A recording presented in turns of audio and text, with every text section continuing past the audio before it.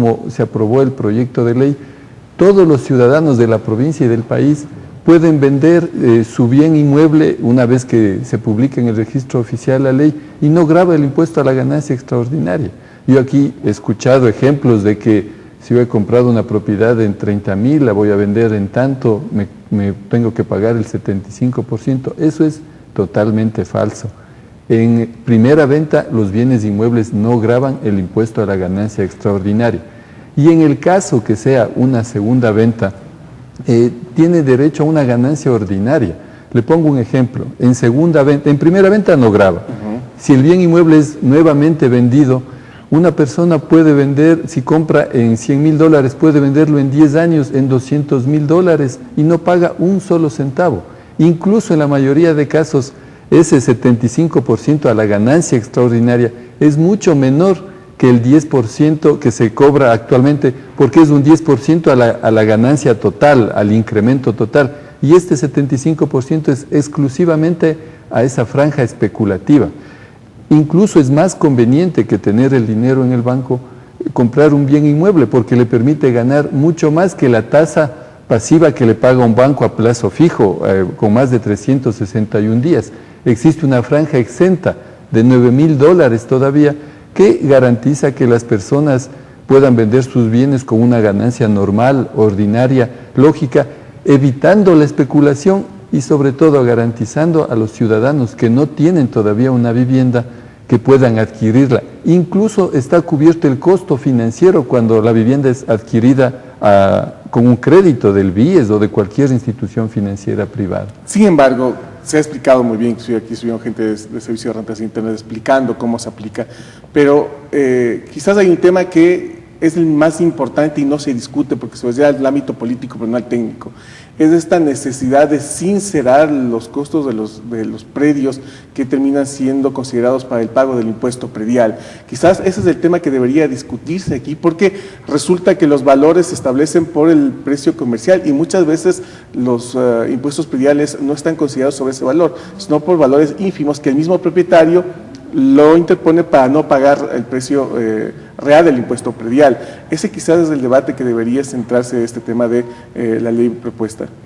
Sí, lamentablemente los municipios y en general los gobiernos autónomos descentralizados, es decir, los gobiernos provinciales y los gobiernos parroquiales, no tienen autonomía financiera. Se le ha reclamado y está en el Código Orgánico de Organización Territorial, pero en promedio dependen en más del 80% de las transferencias del gobierno central, cuando tienen mecanismos no de incrementar los impuestos, no de crear otros impuestos, sino de cobrar adecuadamente lo que ya está en la normativa. Es lamentable que los municipios estén permanentemente a la espera de las transferencias, no hay autogestión, no hay presentación de proyectos, por ejemplo, para apoyo internacional. Y lo que se busca con el proyecto de ley es que se sinceren los valores de los avalúos, que además es una competencia que está desde la ley de régimen municipal, la obligatoriedad de actualizar permanentemente.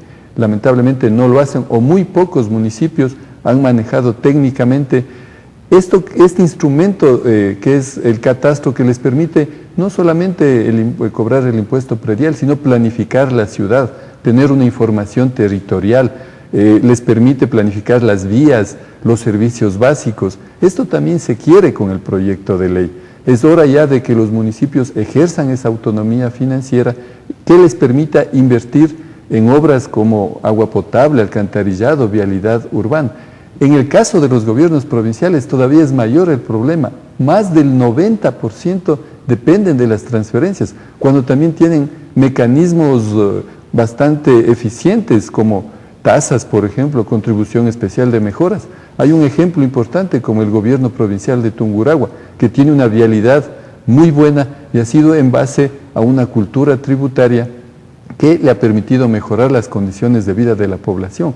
Ahora, hay otra forma de administrar bastante populista, simpática, entre comillas, que les hace que a través de exoneraciones, de no tener actualizados sus catastros, supuestamente están bien con la población, pero no ejercen una administración técnica eficiente como corresponde y como lo ha demostrado el gobierno nacional en los últimos años. Muchos dicen que esta ley tuvo un alto costo político, sumado a otros temas que se han generado en los últimos días para lo que es la campaña electoral que se está viviendo y sobre todo para la campaña y la candidatura oficialista. ¿Ustedes cómo le ven? Bueno, cuando hay opositores que han politizado el proyecto de ley, cuando han dicho que se tiene que pagar el 75% del incremento, obviamente la gente se asusta y se preocupa, pero cuando la población, la ciudadanía, analiza el proyecto, se entera muy bien. Cuando observa, por ejemplo, he escuchado aquí mismo en este canal decir de que se ha hecho mejoras por esfuerzo propio y luego se tiene que pagar un 75%, eso es falso, porque también el proyecto considera las mejoras. Si es que una familia tiene una planta en construcción y aumenta una segunda planta, eso no está considerado como ganancia, es parte del valor de adquisición. Entonces, cuando hay una información adecuada, cuando más bien el proyecto busca evitar distorsiones como las que han sucedido en otros países, bueno, la gente ya está mucho más tranquila y entiendo no va a haber un efecto negativo desde el punto de vista político-electoral. Muy bien, lo que sería su gestión como asambleísta, ¿cuál sería la evaluación que puede hacer? Estamos a próximo de que termine la gestión dentro de estos años en la Asamblea Nacional. ¿Cuál sería la evaluación que hace Richard Calderón de su gestión y a nivel general de toda la Asamblea Nacional? Bueno, ha sido un año muy difícil. Iniciamos con problemas de la apreciación del dólar frente a las monedas vecinas. Imbabura mismo ha sufrido la devaluación del peso colombiano. Luego la caída del precio del petróleo que complicó el financiamiento del presupuesto general del Estado y por tanto también, hay que decirlo, de los gobiernos locales, que no es un problema de una decisión política del gobierno nacional. La fórmula establece que cuando baja el precio del petróleo, por ejemplo, de los ingresos no permanentes, también disminuyen las transferencias. De igual manera, los ingresos permanentes, que son los tributos. Luego vino el terremoto de Manabí. La Asamblea ha tenido que tomar decisiones importantes para equilibrar la economía. Sin embargo, de aquello hay que decirle a la población, con estrategias importantes como la cooperación internacional, el gobierno nacional ha financiado más de 30 millones de dólares para el proyecto Pesillo-Imbabura.